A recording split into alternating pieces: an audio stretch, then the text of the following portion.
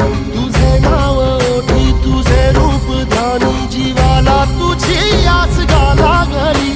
जरी बाप सा